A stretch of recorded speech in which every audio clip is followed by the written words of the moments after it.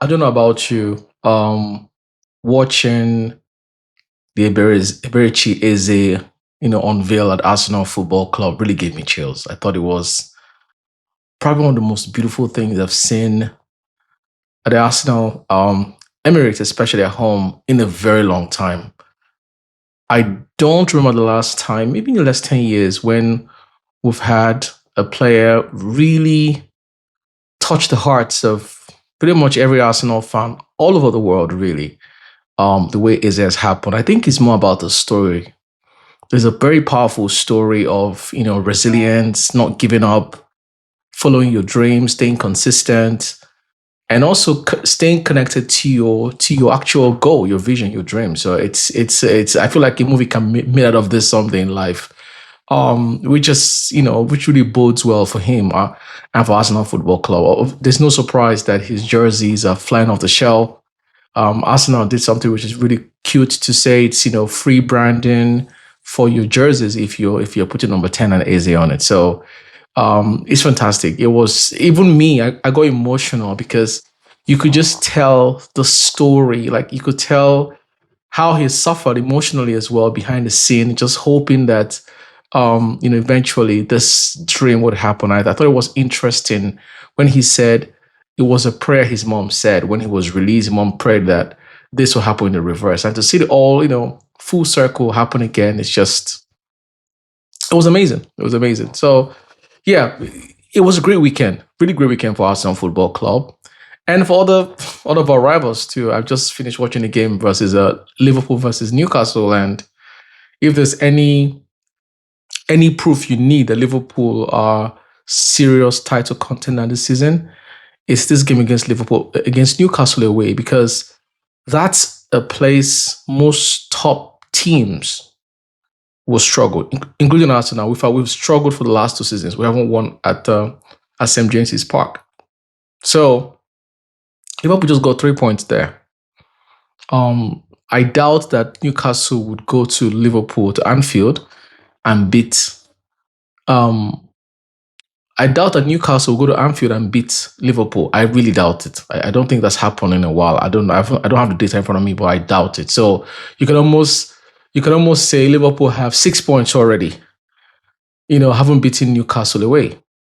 And to me, that's what champions are made of. That's if you want to win the league, it's those type of results you need to win the league. You need to go to difficult places and win. I mean, and I gotta give kudos to Newcastle, man.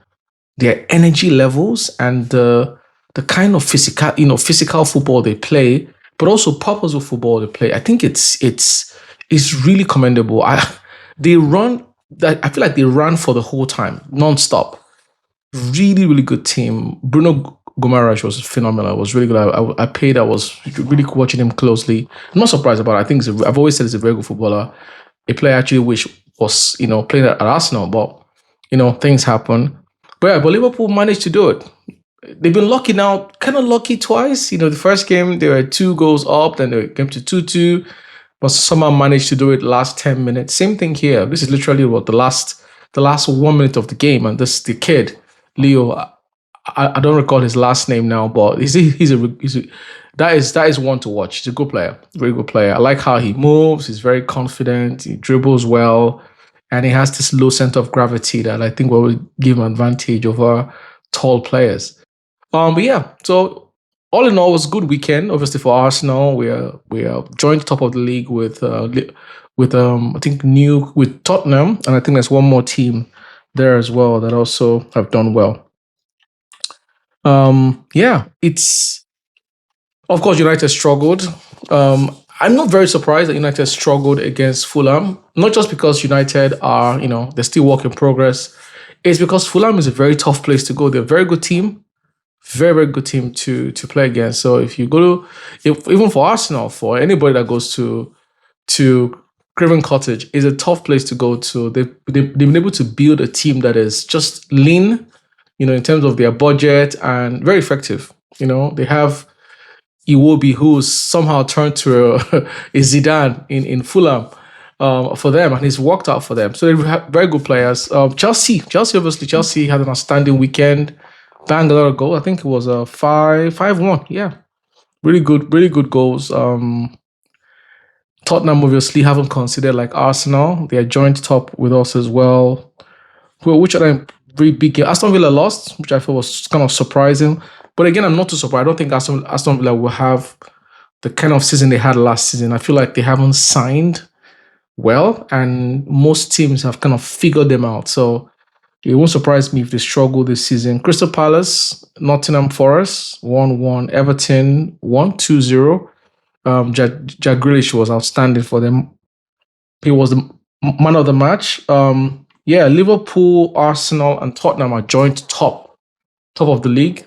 It doesn't really mean much now, but actually it does mean that it does mean, for the point you've gotten so far. I think it was very important we got the 3 points at Old Trafford. That felt like 6 points because this is again for Liverpool going to Newcastle and getting 3 points. Again, is another potential 6 points for them because Newcastle, I doubt they'll be able to go to Anfield and beat Liverpool.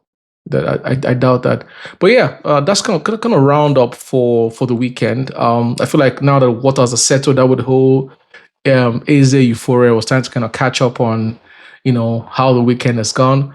On the injury front, I think Saka is going to be out for about 3 to 4 weeks. We're not sure how long Odegaard will be out for. Hopefully, it's not that long. But prepping for Liverpool game, I think we have the squad to go to Anfield and get a result. Now, a result could mean a draw, or even win.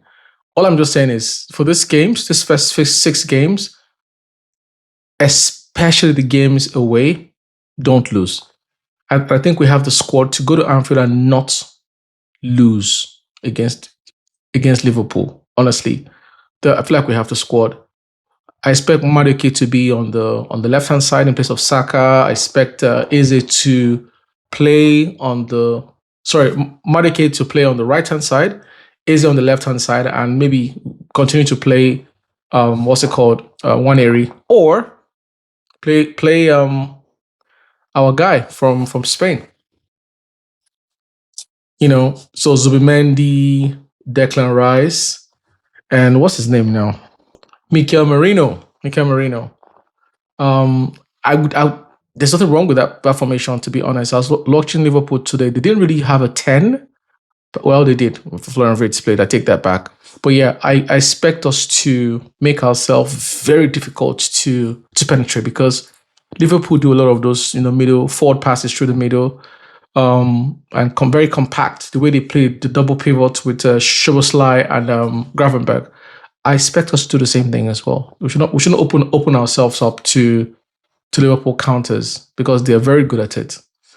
But like I said, I expect us to go to Anfield and not lose. We have the team for it. We have the squad for it. I'd play Timber still on the right hand side. I mean, I'll do a separate video around the match preview. But that's what I would do. I think I would play Timber on the right hand side. He was phenomenal against Leeds. It was man of the match. No surprise there.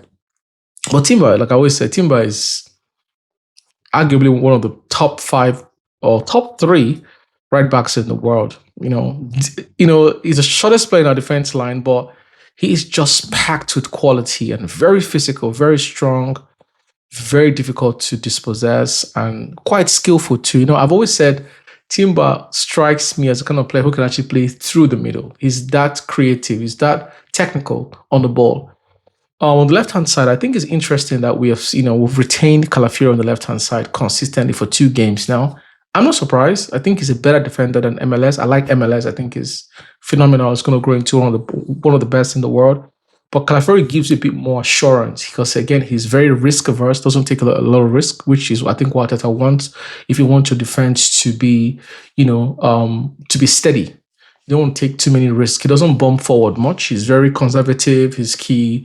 He's not very skillful, so keeps it simple. On the other side, MLS is more adventurous. He would invert in the middle. And sometimes he loses the ball, which can put pressure on the defense. So I don't expect the lineup to change, except there's an injury. Hopefully there's not. Knock on wood. In the middle, like I mentioned, for me, I'd play Merino. I'll play Merino, Rice, and Odegaard. Merino, Rice, and Zubimendi. That's if Odegaard is not fit. But if he's fit, obviously he takes his place. You play Rice and Zubimendi. But if it's not, I'll play Mikel Merino. Not because I want to create through the middle. And quite frankly, who says they can't create? I mean, they're professional footballers. They are pretty technical as well. I expect them to be able to. But then you move the creative responsibility to the flanks. I Cameron can pick a pass through the middle, same as Zubimendi, same as Declan Rice. So, but it makes you more compact, a bit more defensive. And why? You need it against Liverpool at Anfield. They will not been able to win there in God knows how long. So there's no shame in going to Anfield and getting a draw or even beating Liverpool. I think we can beat Liverpool. I want us to beat Liverpool. If you want to win the league, beat Liverpool. That's the way I look at it. Don't go there for a point. Go there to win. And we can. And Liverpool can be got at. They are still suspect at the back. So if you really, really put it together, you can beat Liverpool. Obviously, Gyökeres to retain his position. But this is just me projecting that. I don't know what's going to happen in the next couple of days. Hopefully, Odegaard is back. But even when Odegaard is back, I'm not going to lie. Odegaard has been kind of poor lately, and I don't know what's going on with him. He hasn't just been the same player since the injury. We're hoping it's a phase he comes out of because he's our captain.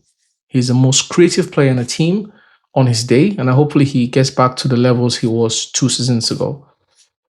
Yeah, I think that's it, guys. Now, I just wanted to quick catch up and round up for the weekend, and I'll do another video for preview, and also my buddies on Thursday. It's gonna go to our Debbie banter.